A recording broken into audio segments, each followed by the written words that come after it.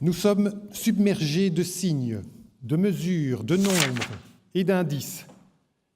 Ils détournent notre attention des véritables questions. Où allons-nous ensemble?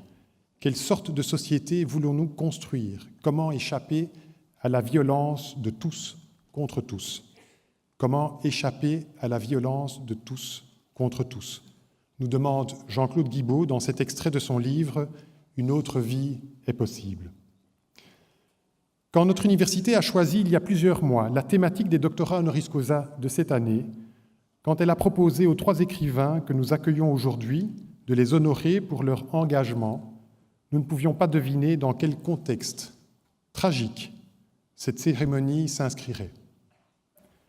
Le mercredi 7 janvier, au moment où Laetitia Pearson et Emmanuel André, marraine et parrain UCL, rencontrent Jean-Claude Guibaud, à Paris, ils lui apprennent l'attentat qui vient de tuer plus de 10 personnes au siège de Charlie Hebdo.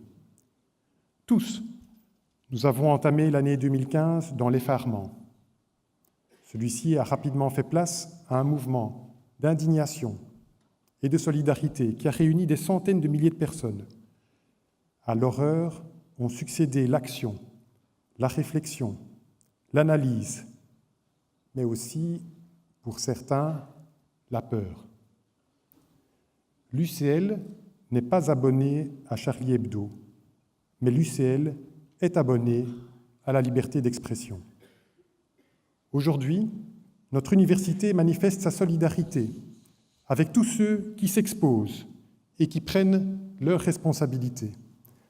Elle se rassemble autour des valeurs inaliénables de la liberté de pensée et d'expression, de l'indépendance et de la résistance à toutes les intolérances.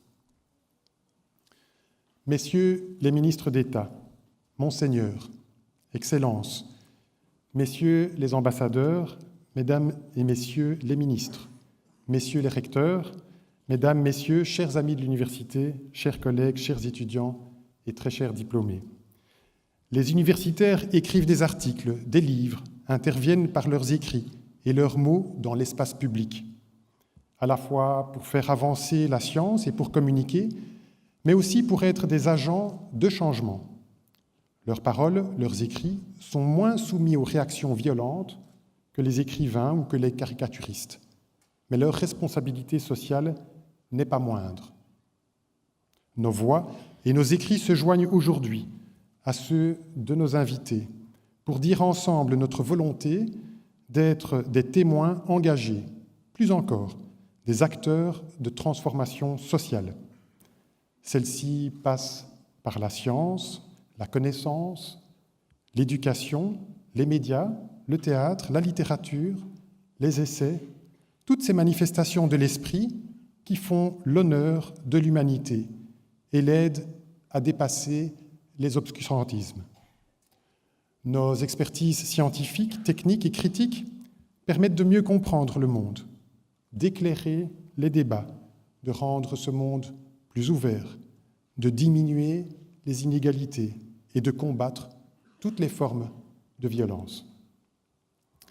Eve Esner, André Brink, Jean-Claude Guibaud, nos docteurs honoris causa 2015, vous incarnez magnifiquement l'audace de celles et ceux qui refusent que notre contemporain se laisse écraser par la violence et la peur. Les mots et votre détermination sont votre arme. Par votre acte d'écriture, vous donnez la parole à ceux qui souvent ne l'ont pas. Eve Ensler, playwright.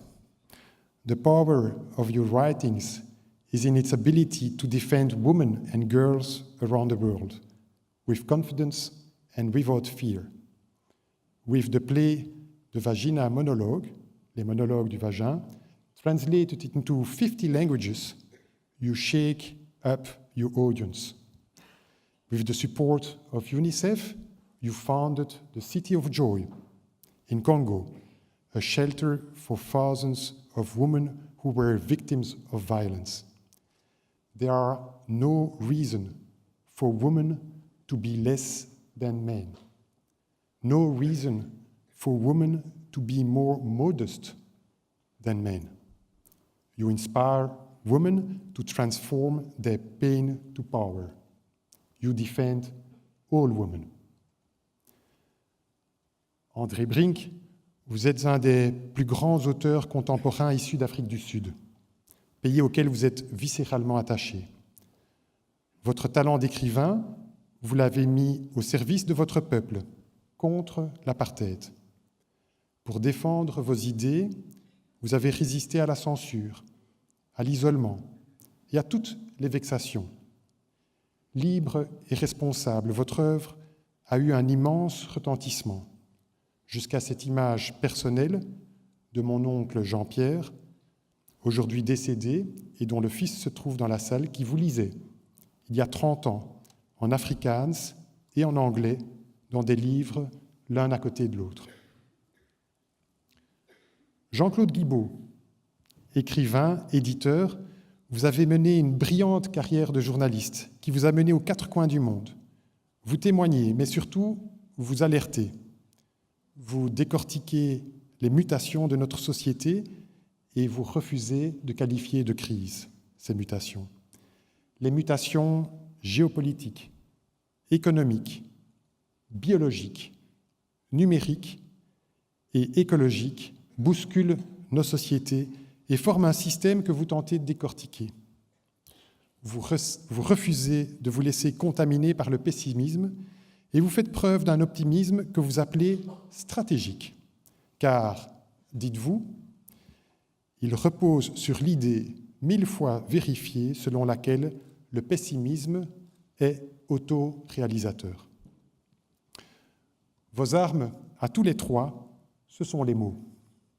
À côté des mots de la recherche analytique, il y a les mots qui bousculent, qui osent déplacer les lignes vers plus de justice, d'espérance, vers plus de vie aussi, et de mouvement.